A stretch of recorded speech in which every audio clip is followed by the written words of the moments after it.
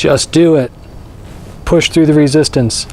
What doesn't kill you will make you stronger. Be gentle with yourself. Easy does it. Meet yourself where you are.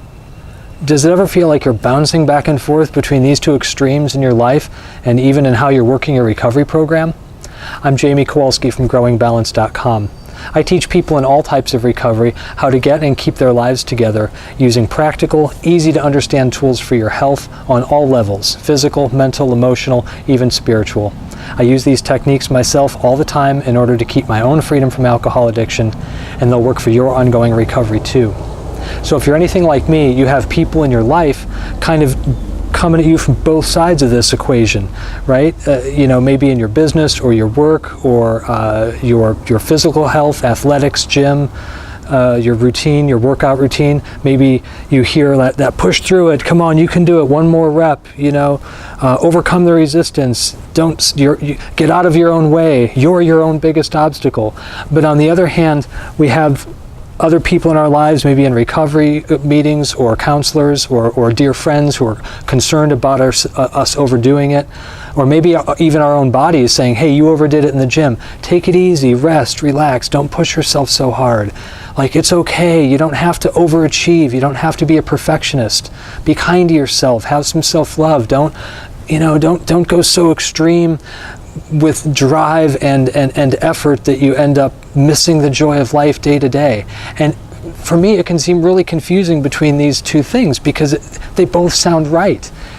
Both of them sound like good advice and guidance from people who care about me in my life in different levels, in my different communities: business, personal, recovery, spiritual, even my yoga community. And in the yoga that I teach, we have a term called edge. Edge is that place just before ouch. So if I'm in a yoga pose or a stretching my body, overdoing it is going to cause harm, even tearing muscle tissue, injuring the body.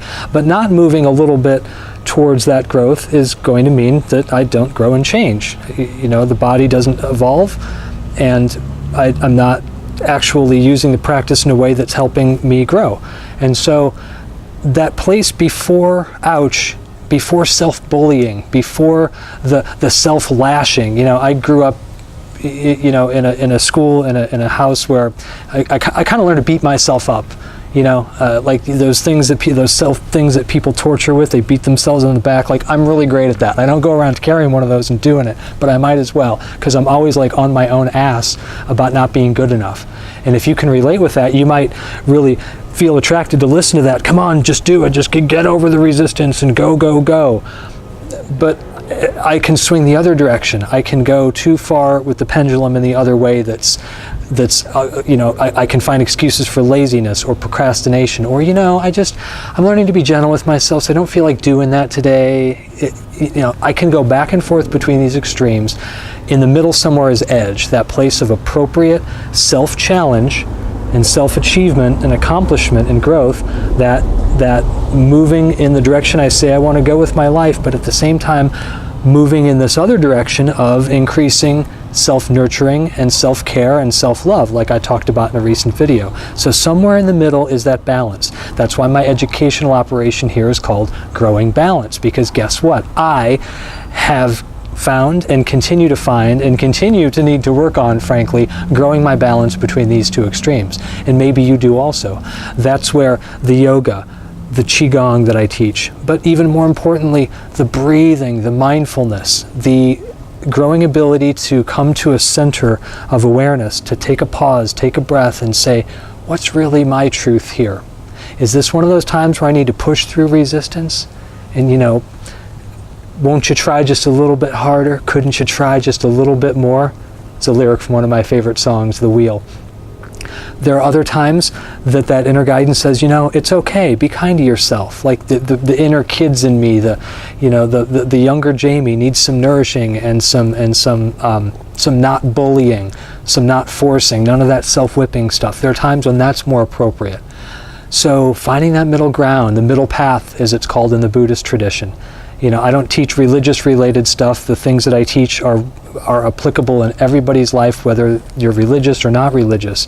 But I like that idea of the middle path.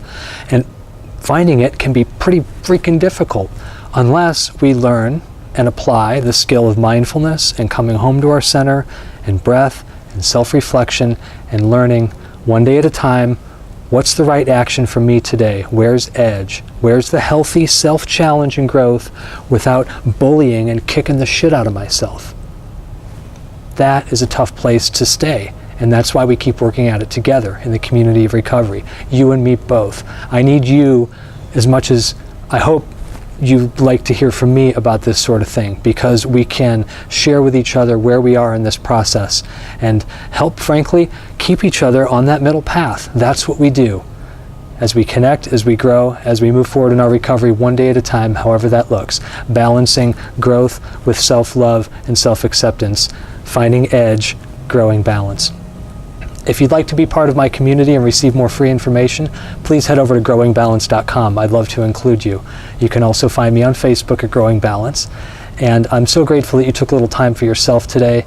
And pause, take a breath, stand, ground yourself, or sit. Come home to your own internal knowledge and truth and awareness and trust in yourself that you have the ability and you can find that middle path. You can grow your own balance one day at a time, one breath at a time. And I'm on this journey with you. I hope you stay on it with me. Until next time, be well.